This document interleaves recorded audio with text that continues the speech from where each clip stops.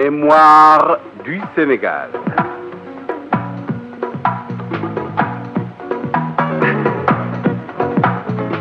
Mémoire du Sénégal de 1455 à nos jours.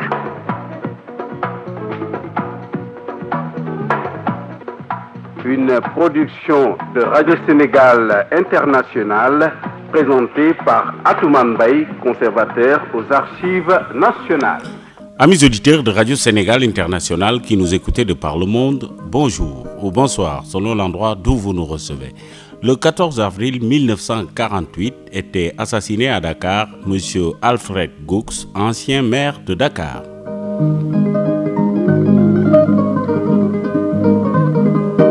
Le mercredi 14 avril 1948 à 9h, M. Alfred Goux, maire de Dakar, avait été assassiné dans son domicile par un ressortissant guinéen. Dès que la nouvelle avait été rendue publique, une foule consternée de Dakarois s'était massée devant l'appartement de la victime à l'angle des avenues Gambetta et Faidherbe.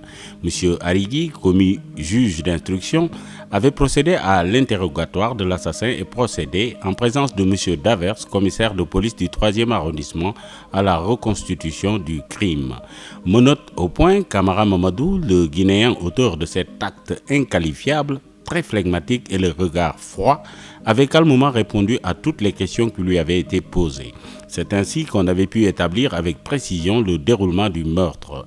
Camara Mamadou avait profité de l'absence du boy parti au marché en ne fermant la porte qu'avec le loquet pour pénétrer dans le couloir de l'appartement de M. Goux et refermer la porte derrière lui, ce qui, d'après lui, devait empêcher la fuite de sa victime, mais également l'arrivée d'éventuels secours.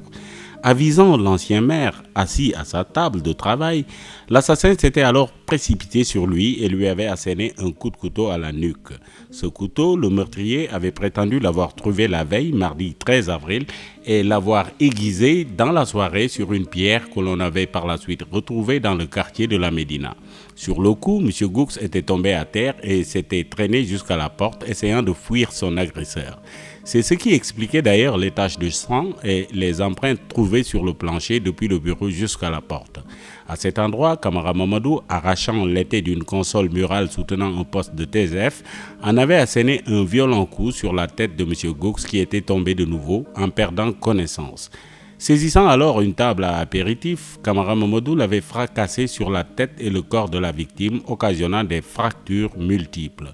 Abandonnant alors le morceau de table, l'assassin avait repris son couteau et lacéré le visage de M. Goux, lui portant un premier coup à la joue gauche entre le nez et la bouche, puis un second qui lui avait ouvert tout le maxillaire inférieur depuis le haut de la lèvre jusque sous le menton, faisant sauter le dentier et lui déchiquetant la langue. Camara Mamadou était-il fou au point de mutiler sa victime de façon si horrible ?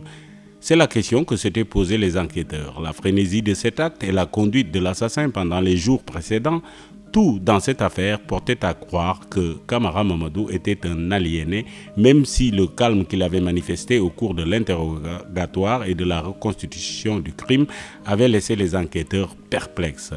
Le lendemain du crime, le jeudi 15 avril 1948 à 9h, avaient eu lieu les obsèques de M. Alfred Goux.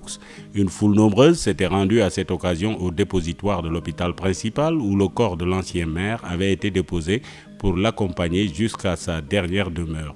Entre les pelotons du 6e régiment d'artillerie coloniale encadrant le convoi, de nombreuses personnalités dakaroises avaient pris place dans le cortège. Autour du char mortuaire couvert de gerbes et de couronnes de fleurs, on notait la présence de M. Jarre, administrateur en chef, directeur des affaires économiques,